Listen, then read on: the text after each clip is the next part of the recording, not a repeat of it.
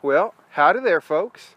I just figured before I rode up the hill to Shiloh today, I'd go ahead and hop on my little girl Abby, and she's a little bit further along than any of the horses you've seen so far, and I just wanted to show you a little bit of maybe what our training works towards and kind of the handle you want to look for at the end. Now, Abby's been off for about a month or so. She hasn't been really working at all. So the first thing I'm going to do is just start working with the flexing left and right, just like I do all my green horses, because that's rule number one. If you can't give to the bit, then there's no point in asking for anything else. There, she didn't move her feet. So now she's starting to focus a little bit. There, she's always a horse that wants to move anyway. And she knows all this stuff, but all right. So we got the flex going. So then I might just see if I can get her to go in a nice circle, flexed.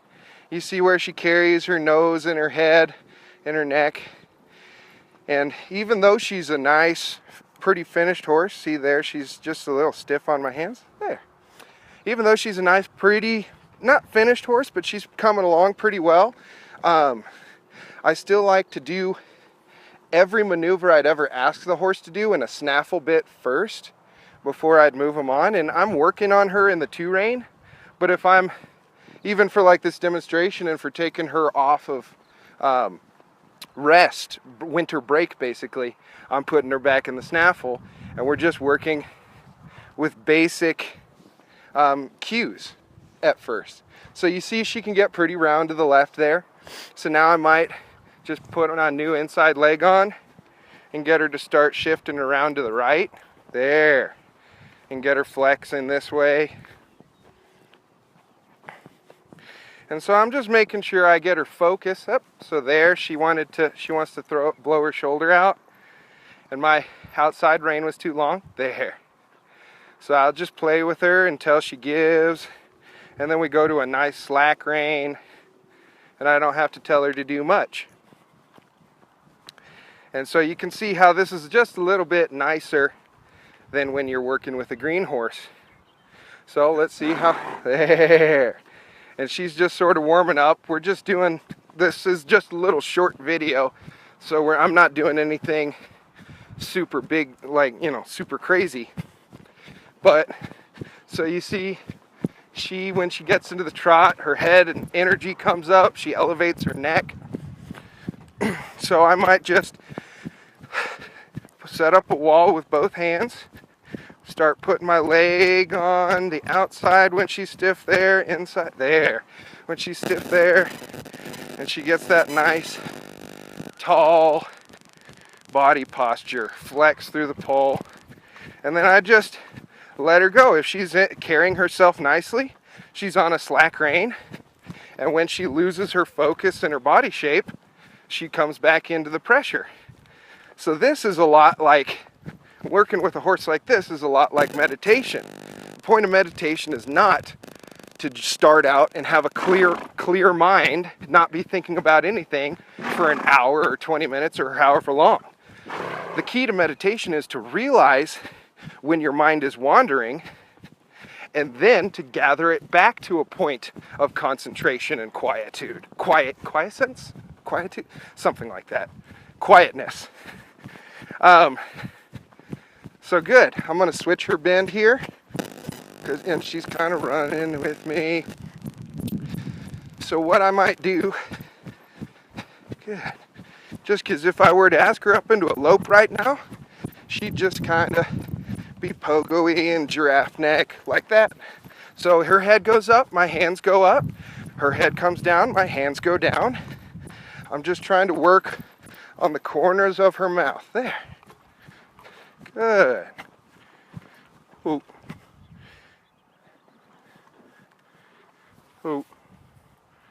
There, she wanted to walk out of that stop. So I'll back her up again, a little more this time.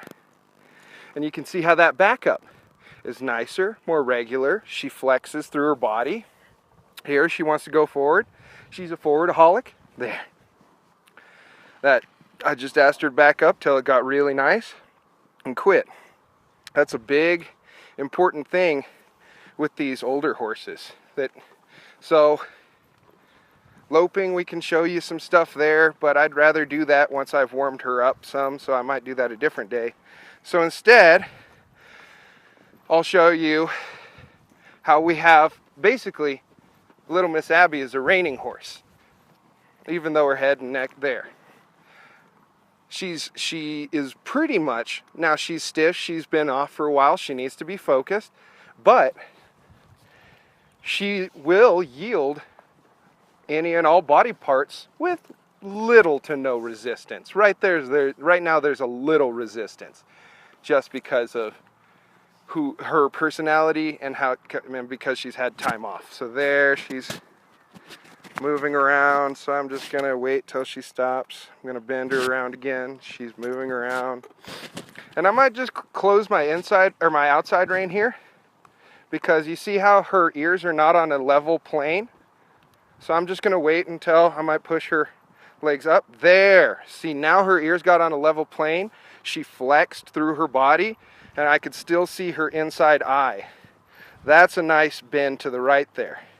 Now if we want to switch that bend, we could ask for a nice bend to the left. And you see how, there we go. And you see how easy she makes that transition. She's just following my body language. So if I wanted to push her hip up this way, I'm just on the outside hip. Now if I jump over my saddle tree, put my leg on this way, she comes, I'm pushing my energy up through her outside hip into her inside shoulder. And so she's coming out of it. And as they say, one hand doesn't lie. So if you can do that maneuver with one hand, that's pretty nice. Now I might move her shoulders around so my leg is on the girth. And she's just, would be what we call a counter arc shoulder in. I might pick her shoulder up, ask her to counter arc shoulder in. Well, Les Vogt might call this a number 2 in his 5 Easy Pieces program. And then when I switch my weight, you see, I kept that inside bend, and she's still following my weight. So where you put your weight is a function of where the horse is shifting their weight. I might shift my weight back to the inside hip and get a nice, something like that. Ooh, might shift my weight back to this inside hip. Good. There. Back up. Good. So we got inside flexion, we got control over the shoulder, we got control over the hip, we can stop the front feet and control just the hindquarters, like that, or we can set up our wall, look around our corner, and back in a circle. And that's how we have control over all the horse's body parts: head, mouth, neck, shoulders, front feet, or shoulders and hips, or front feet and back feet. So I could ask her to bend like that and then come up to you, and she could be a nice little dressage horse one of these days. Ask her to make a circle with her shoulders bigger than her hips. Oh, her hips came there. And then I'll ask with my inside leg for straightness and help her. There. Now I might change the bend.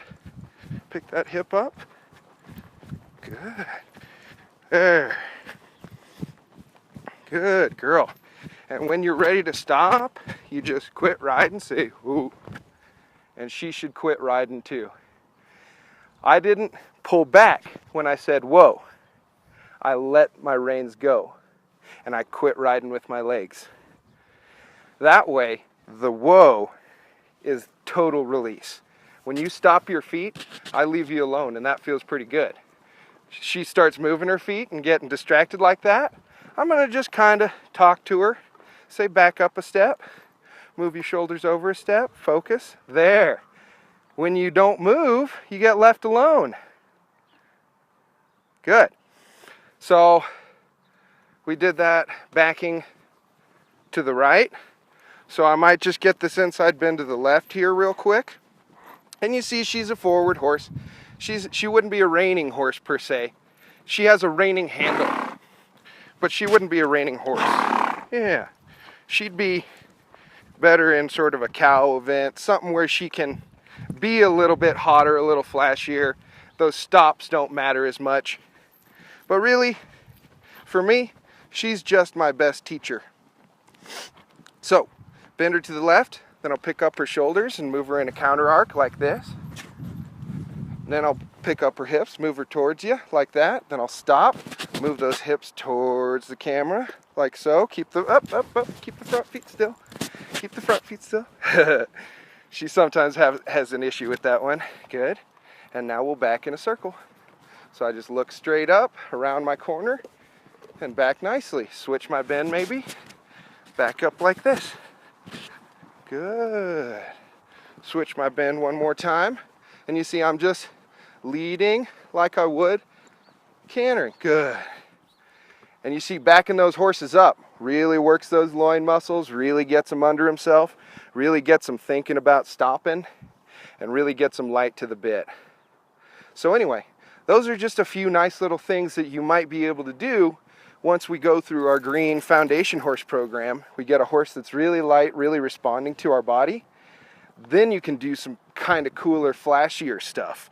You know, you can really control those hips, move them any way you want. You can really control those shoulders, move them any way you want. Looks pretty cool. And Abby's a little hotter to the right. It's not her better side, so I'm just going to be easy. See, she's running forward and out. So here, I might fix that. I'll just ask for each step up, and as she steps forward, I'll ask back, there. And then she finds her space. And once she's spinning, I can leave her alone on a nice loose rein. And before she goes walking out, I'll say, "Ho." Good. Little overturn. But as I said, this is her first ride out from winter break. She's had a month off, so I think she's doing pretty good for the spazzy little girl that she normally is. So there, I'm just waiting for her to give. Good. Whew. Anyway, just figured I'd show you guys that stuff. Thank you, and have a good day.